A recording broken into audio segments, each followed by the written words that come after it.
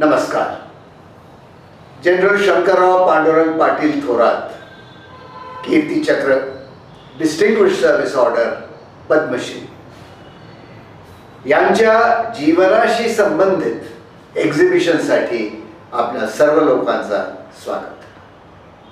यामध्ये जनरल साहेब यांच्या दुसऱ्या महायुद्धातील सहभाग, भारतीय स्वातंत्र्य संग्रामातील योगदान, कोरियातील युनायटेड नेशन्स मिशन, नेफा आणि 62च्या युद्धातील भारताचा पराभव या बाबतीची माझी शिपाईगिरी या त्यांच्या आत्मचरित्रावर आधारित माहिती सादर करण्याचा प्रयत्न आहे. जनरल थोरात हे लांबचे नाही, कोल्हापूरचे सपुत्र आहेत. त्यांचा जन्म शाहूवाडी तालुक्यातील वडगाव नावाच्या एक लहानशा खेड्यात जन्म झाला.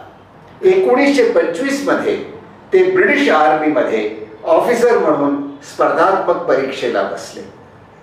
And he was one of the 5 Indians selected for the Kings commission. आणि त्यांची training royal military college Sanders इंग्लंडमध्ये झाली. 1926 मध्ये ट्रेनिंग संपवल्यानंतर थोरात भारताला परतले आणि त्यांची बदली आणि त्यांची पोस्टिंग पंजाब रेजिमेंटमध्ये झाली, जी त्यावेळी अफगाणिस्तानमध्ये होती. त्यांचे सुरुवातीचा काळ पठाणांच्या विरुद्ध युद्धमध्ये अफगाणिस्तानमध्ये गेला. त्यानंतर जेव्हा दुसरा महायुद्ध छिडला, त्यांची बदली बर्मामध्ये झाली आणि बर्मामध्ये 3ही गाजलेले युद्ध, इम्फाल, कोहिमा आणि आराकान ह्याच्यात थोरातांना भाग घेतला आणि वैयक्तिक शौर्यासाठी आणि नेतृत्वासाठी त्यांना DSO प्रदान करण्यात आला. दुसऱ्या महायुद्धानंतर थोरातांना भारत आणि पाकिस्तानच्या सीमेवर ईस्ट पंजाब एरियामध्ये पाठवला आणि त्यानंतर त्यांना पंतप्रधानांना स्वतः सिलेक्ट करून कस्टोडियन फोर्स ऑफ इंडिया चे कमांडर म्हणून कोरियाला पाठवला. कोरियामध्ये थोरातांना पुन्हा वैयक्तिक शौर्यासाठी आणि नेतृत्वासाठी अशोक चक्र क्लास 2, ज्याला आज आपण कीर्तिचक्र म्हणतो, प्रदान केला. ज्या दिवशी थोरात परत भारतात आले त्या दिवशी रेल्वे स्टेशनवर सगळे प्रोटोकॉल्सना डावलून भारताचे पहिले पंतप्रधान त्यांच्या स्वागताला हजर होते. नंतर जनरल थोरातांना general officer commanding in chief eastern कमांडमध्ये, जी भारताची सर्वात मोठी कमांड होती, तिथं पोस्ट केला. ईस्टर्न कमांडमध्ये थोरातांना दाट शंका वाटली की चीनकडून हल्ला होणार आहे. त्याने स्वतः पाहणी केली आणि तत्कालीन संरक्षण मंत्रीला सांगितलं की मला वाटते की इथून हल्ला होणार आपल्यावर. संरक्षण मंत्रींना ते पटलं नाही आणि त्याने थोरातांना वॉर मॉंगर म्हणून लेबल केला. त्यांच्या वैयक्तिक मतभेदामुळं थोरातांना सरसेनापती होता आला नाही. पण 1962चा युद्ध झाला. 1962चा युद्ध झाला. आमची माणसं मेली आणि भारताच्या पंतप्रधानांना थोरातांना नंतर परत बोलवावा लागला. परत बोलवून त्यांना नॅशनल डिफेन्स काउन्सिल आणि मिलिटरी अफेअर्स कमिटीवर अपॉइंट केला. पण तोपर्यंत युद्ध संपलेला होता. या सगळ्या गोष्टींचा संबंधित जे संग्रहालय आहे त्या बघण्यासाठी आपल्याला आज निमंत्रण आहे. स्वागत. I told you that Thorat fought in the Second World War in Burma. आणि बर्मामध्ये बरीचशी गोष्टी झाली जी संग्रहात आहेत. उदाहरणार्थ, हा त्यांचा रेडिओ. हा साधा रेडिओ नाही, हा रेडिओ रणांगणात घेऊन जायला लागते. ह्याचा वजन चांगला 10-15 किलो आहे आणि ते उचलून कुणाला तरी जावं लागते. हे जनरल साहेबांचं वैयक्तिक पिस्तूल, which he carried all his life. हा अमेरिकन कोल्ट 45. हे जनरल साहेबांचे बायनॉक्युलर्स आणि हे जनरल साहेबांची कंपस. लढाई चालू असताना थोरातांनी पाहिला की एक जपानी ऑफिसरनं आपली तलवार काढली, आपली समुराई तलवार काढली आणि एका भारतीय ऑफिसरला मारला. त्याला इतका राग आला की ह्याच पिस्तूलनं त्याच्यावर गोळी झाडली आणि त्या ऑफिसरची तलवार त्यानं आपल्या घरी आणली.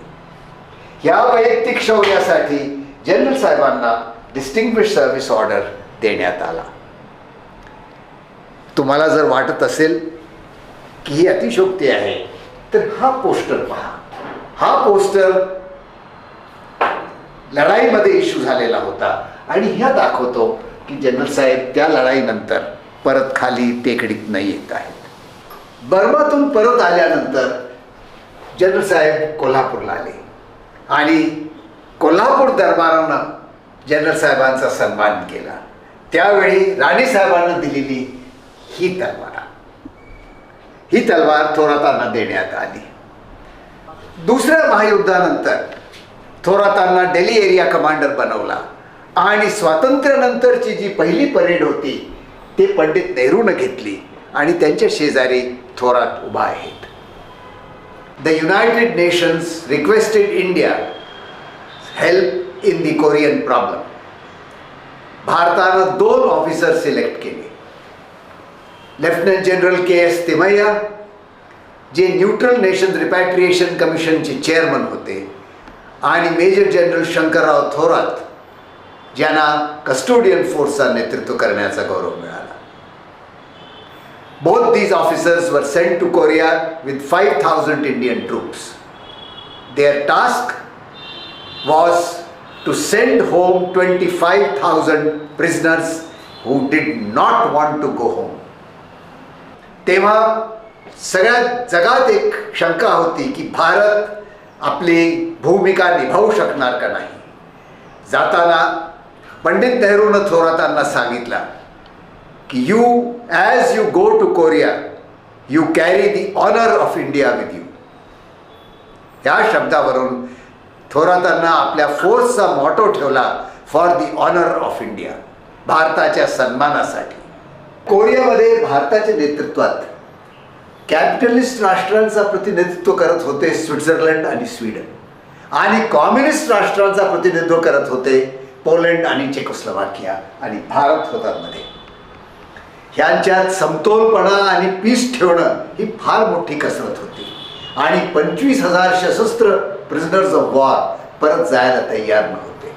मेजर ग्रेवालला कॅप्चर केल्यानंतर ते म्हणाले आम्ही ह्याला सोडणार नाही आणि त्यावेळी जनरल थोरात आपली पिस्तूल काढून बाजूला ठेवून आत गेले आणि त्या प्रिझनर्स ऑफ वॉरना विचारला की तुम्ही कसले चायनीज आहात. मी तर तुमच्या बाबतीत इतकं ऐकलं होतं मी एक भारतीय सैनिक तुमच्या आत आलेला आहे आणि तुम्ही एक साधारण कप चहा किंवा सिगरेट मला दिलं नाही.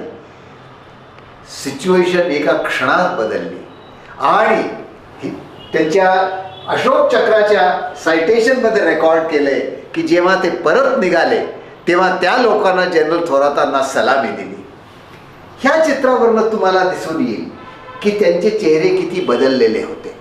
जे लोक ह्यांना मारायला तयार होते त्यांना जनरल थोरातांचा सन्मान केला आणि त्यांना एक तैलचित्र प्रेझेंट केला. त्याचबरोबर कोरियामध्ये थोरात व्ह्यू म्हणून एक टेकडीला त्याचं नाव ठेवण्यात आला.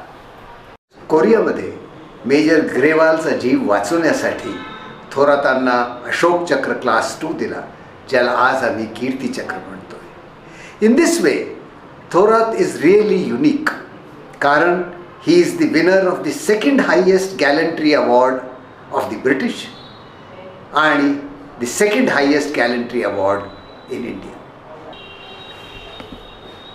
जनरल हल युनायटेड नेशन्स कमांडचे कमांडर इन चीफ हे जेव्हा आले तेव्हा हे मोठ्या गरम कपड्यात आले होते कारण कोरियाची सर्दी -20°C असते आणि थोरात यांना घ्यायला एक शर्ट गरम शर्टमध्ये गेले होते आणि हे म्हणाले थोरातांना बघून, Thorat stripped for action. Yes sir म्हटले, we are stripped for action. मग तुम्हाला थंडी वाजेल म्हणून तुमचे हात गरम करण्यासाठी मी हे बडी तुम्हाला देतो. ही बडी म्हणजे ह्याच्यात पॅराफिन घालायचं आणि त्याला पेटवायचं आणि हा बंद करायचा असते आणि मग हे गरम राहते आणि ओव्हरकोटच्या खिशात ठेवायचं असते. हे बघून मी साहेबांना एकदा विचारलं होतं की तुम्ही पेटवलेलं दिसत नाही. अरे म्हणले, कोट जळला असतं तर काय केलं असतं मी. American 8th army, which is the famous American army which fought in the Second World War, called the 8th Airborne, त्यांचं नेतृत्व करत होते जनरल मॅक्सवेल टेलर. आणि त्यानं थोरातांच्यासाठी एक स्पेशल गार्ड ऑफ ऑनर ठेवला. आणि जेव्हा परत आले तेव्हा थोरातांच्यासाठी ते हा लहानसा ट्रान्झिस्टर घेऊन आले. त्या काळी ट्रान्झिस्टर नव्हतेच. आणि जेव्हा जनरल साहेब घरी आले त्यानं आपल्या खिशात हे घातलेला होता. आणि आम्हाला सगळ्यांना समजत नव्हतं की आवाज कुठनं येते. हा ट्रान्झिस्टर इतक्या वर्षानंतर अजूनही चालते. हा बुलोवा ट्रान्झिस्टर अतिशय प्रेमाची प्रतीक आहे.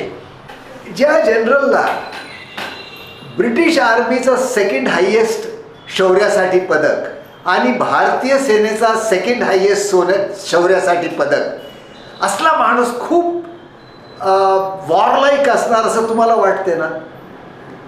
पण एकदा मला जनरल साहेब म्हणाले की यशवंत, एका शिपाईला शांततेचा अर्थ फक्त शिपाईला कळतो, कारण शिपाई शांततेसाठी लढतोय, युद्धासाठी नाही. एक युद्धानंतर त्यांना एक जपानी ऑफिसरचा हा पर्स सापडला आणि त्यांच्या लक्षात आला की त्यानंही आपल्या मुलीचा फोटो आपल्या ह्या पर्समध्ये ठेवला होता.